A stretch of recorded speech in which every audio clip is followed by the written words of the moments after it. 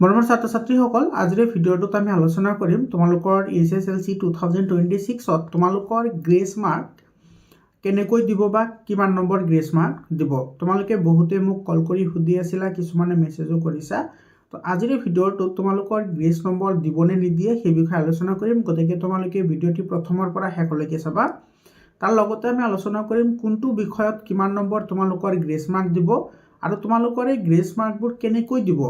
বহুতে তোমালোকৰ different type of method ইয়াতে এপ্লাই কৰা হয় আৰু সেই মেথডবোৰ কেনেকুৱা হয় গোটেইখিনি আমি এটা এটাকৈ আলোচনা কৰিম। তোমালোকে ভিডিঅ'টি প্ৰথমৰ পৰা শেষলৈকে চোৱা। প্ৰথমতে চোৱা, আমি যদি এই মাৰ্কশ্বিটলৈ যদি আমি লক্ষ্য কৰোঁ তেতিয়াহ'লে আমি দেখা পাম ইয়াতে চোৱা, তোমাৰ এই ছ'চিয়েল ছায়েন্সত তোমাৰ 7 কি কৰিছে ইয়াতে তোমাৰ ইয়াতে গ্ৰেছ মাৰ্ক দিছে। তাৰপিছত এইটো যোৱা বছৰৰ হয়। তাৰপিছত ইয়াতে চোৱা তোমাৰ যিটো ইলেক্টিভ আছে সেই ইলেক্টিভতো তোমাৰ কি কৰিছে 7 মাৰ্ক কি কৰিছে গ্ৰেছ মাৰ্ক কৰিছে। এতিয়া চোৱা, এই যিটো গ্ৰেছ মাৰ্ক দিয়াৰ যিটো প্ৰচেছ হয় সেই প্ৰচেছটো তোমাৰ চোৱা ইয়াতে তোমাৰ 7 প্লাছ কৰিছে।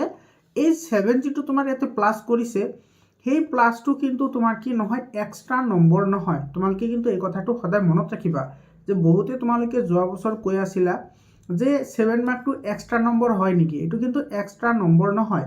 এই মাৰ্কটো কি কৰিছে, ধৰি লোৱা তোমাৰ ইয়াতে এইটো চোৱা, তোমাৰ ইয়াতে 43 পাইছা টোটাল, তাৰপিছত তোমাৰ ইয়াতে তোমাৰ 49 পাইছা টোটাল, আৰু ইয়াতে তুমি পাইছা কিমান 60 মাৰ্ক পাইছা।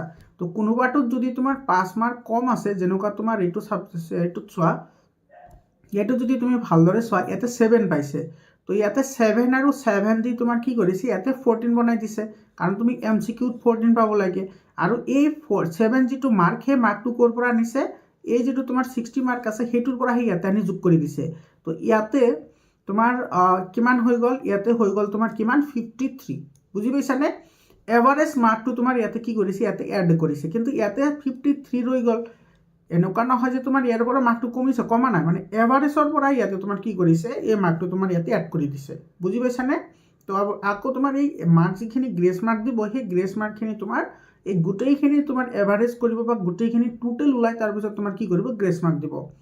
তো ইয়াতে আমি এইখিনি কথা গম পালোঁ। তো কোনো এক্সট্ৰা নম্বৰ ইয়াতে তোমাৰ কি নহয়, ইয়াতে প্লাছ নহয়। তাৰ পিছৰটো যদি আমি চাওঁ, ইয়াতে চোৱা তোমাৰ ইয়াতে ইলেক্টিভ তোমাৰ আছে, হিন্দীত আছে, এইটো তোমাৰ এইটো MIL হিন্দী হয়, হিন্দী MIL হয়। ইয়াতে 4 মাৰ্ক তোমাৰ কি কৰিছে প্লাছ মাইনাছ কৰিছে।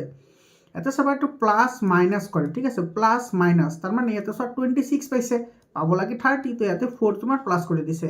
আৰু এই 4টো প্লাছ কৰিছে ক'ৰ পৰা, যিটো তোমাৰ টোটেল মাৰ্ক আছে সেই মাৰ্কৰ পৰা ইয়াতে আনি দিছে। এনেকুৱা নহয় যে তোমাৰ সেইবোৰ দি দিব।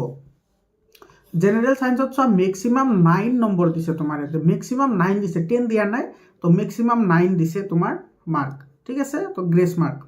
তাৰপিছত ইয়াতে চোৱা তোমাৰ ইয়াতে যিটো প্লাছ মাইনাছ আছে, তো তোমাৰ টোটেল কিমান আহি গ'ল, টোটেল মাৰ্ক এইটো চোৱা, ইয়াতে তোমাৰ এইটো 13 টোটেল তোমাৰ কি কৰিছে গ্ৰেছ মাৰ্ক দিছে, ঠিক আছে। তো এনেকুৱা ধৰণৰ কি কৰা হয় গ্ৰেছ মাৰ্ক দিয়া হয়।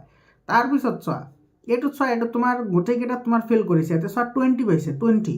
তো 20 পালে তোমাৰ ইয়াতে 10 দিব লাগিব। ইয়াতে তোমাৰ গ্ৰেছ মাৰ্ক কিয় দিয়া নাই, যদিও তোমাৰ এইটোত চোৱা 53 মাৰ্ক পাইছে, তাৰপিছত এইটো তোমাৰ 58 মাৰ্ক পাইছে, তথাপি গ্ৰেছ মাৰ্ক দিয়া নাই। কিহৰ কাৰণে দিয়া নাই, কাৰণ এইটো যদি গোটেইকেইটা তুমি যদি এভাৰেজ কৰা তেতিয়াহ'লে ইয়াতে 180 মাৰ্ক নহয়ে। তো 180 মাৰ্ক যদি নহয় তেতিয়াহ'লে তোমাৰ এইটো কি নকৰে, ইয়াতে তোমাৰ যিটো গ্ৰেছ মাৰ্ক আছে সেই গ্ৰেছ মাৰ্কটো তোমাক নিদিব। বুজি পাইছা মই কি কৈছোঁ, মানে ছয়টাত যদি 30কৈ পোৱা তেতিয়াহ'লে তোমাৰ টোটেল কিমান নম্বৰ আহিব লাগে, 180 নম্বৰ আহিব লাগে। তুমি যদি টোটেল 80 নম্বৰ পাইছা, ধৰি লোৱা এটাত 60 মাৰ্ক পাইছা আৰু এটাত তুমি পাই গ'লা 24, তেতিয়াহ'লে তোমাৰ এই 60ৰ পৰা ইয়াতে কি কৰিব 6 মাৰ্ক আনি ইয়াতে প্লাছ কৰি তোমাক পাছ কৰাই দিব। এইটো হৈছে গ্ৰেছ মাৰ্কৰ নিয়ম। বুজি পালানে?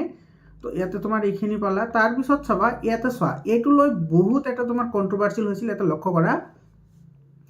এইটোৰ পৰা তোমালোকে এটা কথা সদায় মন কৰিব লাগিব, এইটোও যোৱা বছৰৰে হয়। ইয়াতে চোৱা তোমাৰ গোটেইকেইটাত লেটাৰ মাৰ্ক পাইছে, ইয়াতে চোৱা গোটেইকেইটাত লেটাৰ মাৰ্ক পাইছে। আৰু লেটাৰ মাৰ্ক কেনেকুৱা চোৱা, ইয়াতে ছ'চিয়েল ছায়েন্সত তোমাৰ 97 পাইছে, তাৰপিছত ইংলিছত পাইছে 98, তাৰপিছত জেনেৰেল ছায়েন্সত চোৱা 100 আউট অফ 100 মাৰ্ক পাইছে। জেনেৰেল ছায়েন্সত 100 আউট অফ 100 ইয়াতে মাৰ্ক পাইছে। তাৰপিছত তোমাৰ ইলেক্টিভ এৰাবিকত পাইছে তোমাৰ 99। গোটেইকেইটাত ভাল নম্বৰ পাইছে, বাট ইয়াতে তোমাৰ চোৱা, ইয়াতে যদি তুমি ভালদৰে লক্ষ্য কৰা এছামিছত ফেইল কৰিছে। ইয়াতে কিন্তু গ্ৰেছ মাৰ্ক দিয়া নাই। কিহৰ কাৰণে দিয়া নাই চোৱা, তোমাৰ যিকেইটা কোৰ ছাবজেক্ট আছে, মানে ফাৰ্ষ্ট লেংগুৱেজ আৰু ছেকেণ্ড লেংগুৱেজ, সেই দুটা লেংগুৱেজত তোমাৰ এটা ডেফিনিট নম্বৰ তুমি এটা পাব লাগিব। মানে তুমি ধৰি লোৱা যে 20+ নম্বৰ তুমি পাব লাগিব, তেতিয়াহে তোমাক কি কৰিব গ্ৰেছ মাৰ্ক দিব, নহ'লে গ্ৰেছ মাৰ্ক নিদিয়ে। কাৰণ তোমাৰ গ্ৰেছ মাৰ্ক 10ৰ ওপৰত তুমি গ্ৰেছ নোপোৱা। এটা কথা মনত ৰাখিবা, 10ৰ ওপৰত গ্ৰেছ নোপোৱা। এতিয়া তোমাৰ যদি 20 পোৱা, তেতিয়াহ'লে তোমাৰ এজ ইট ইজ ডাইৰেক্টলি তুমি 10+ কৰিব লাগিব, সেইটো দিয়া নাই যোৱা বছৰ, ঠিক আছে, যোৱা বছৰ দিয়া নাই। তো তোমাৰ এই বছৰ দিব নিদিব নাজানো, কিন্তু তুমি ধৰি লোৱা যে তোমাৰ 10ৰ ওপৰত আৰু গ্ৰেছ মাৰ্ক নিদিয়ে, বুজি পাইছানে? তো এই যিটো নম্বৰ আছে, তুমি ধৰিলে তোমাৰ 24 পাইছা, তুমি গ্ৰেছ মাৰ্ক পাবা, 23 পাইছা, তুমি গ্ৰেছ মাৰ্ক পাবা, কাৰণ 7+ কৰিব লাগিব। কিন্তু ইয়াতে পাইছে মাত্ৰ 12, এইটো 12 পাইছে, সেইকাৰণে এইটো গ্ৰেছ মাৰ্ক দিয়া নাই, ফেইল কৰিছে ল'ৰাজন বা ছোৱালীজন। তাৰপিছত চাবা এইটোত চোৱা, ইয়াতে তোমাৰ এইটো 6 কৰিছে প্লাছ, ইয়াতে 6 মাৰ্ক দি দিছে, ইয়াতে এইটো দিছে তোমাৰ জেনেৰেল ছায়েন্সত। এনেকৈ তোমাৰ কি কৰে গ্ৰেছ মাৰ্কবোৰ দি দিয়ে। তাৰপিছত এইটোৰ কথা ক'লোঁ, এইটো চোৱা 6 পাইছে, ফেইল কৰিছে, এইটোত কিন্তু দিয়া নাই, এইটো 20 পাইছে। তাৰপিছত ইয়াতে তোমাৰ চোৱা থিয়ৰীত 5 পাইছে, মাত্ৰ জেনেৰেল ছায়েন্সত থিয়ৰীত 5 পাইছে। আৰু এইটোত তোমাৰ কিহৰ কাৰণে চোৱা টোটেল মাৰ্ক পাইছে 262, তাৰপিছতো তোমাৰ গোটেইকেইটা কি কৰিছে ফেইল কৰিছে।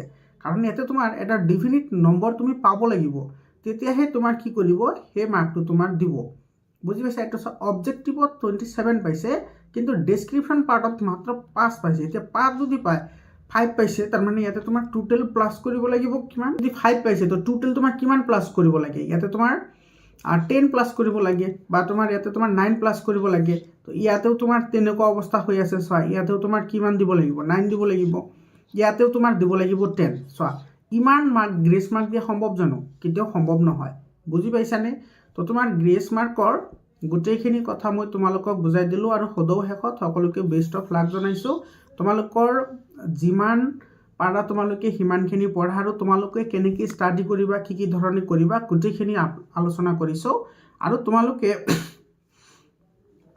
কোনো ধৰণৰ চিন্তা কৰিব নালাগে, যাতে গোটেইকেইটা তোমালোকৰ যিটো গোটেইকেইটা ছাবজেক্ট আছে যাতে লেটাৰ মাৰ্ক পাব পৰা, তাৰ কাৰণে মই অহৰহ প্ৰচেষ্টা কৰি আছোঁ। তোমালোকে অতি সোনকালে তোমালোকে পাই যাবা। আৰু তোমালোকে হোৱাটছআপ গ্ৰুপত জইন হ'বলৈ নাপাহৰিবা। হোৱাটছআপ গ্ৰুপৰ যিটো লিংক আছে সেইটো মই কমেণ্ট ছেকশ্যনত দি দিছোঁ, কমেণ্টত গ'লে তোমালোকে হোৱাটছআপ গ্ৰুপৰ লিংকটো পাই যাবা। মৰমৰ ছাত্ৰ ছাত্ৰীসকল, সকলোকে মই অন্তৰৰ পৰা বেষ্ট অফ লাক জনাইছোঁ। আজিৰ কাৰণে এইখিনিয়ে, ধন্যবাদ।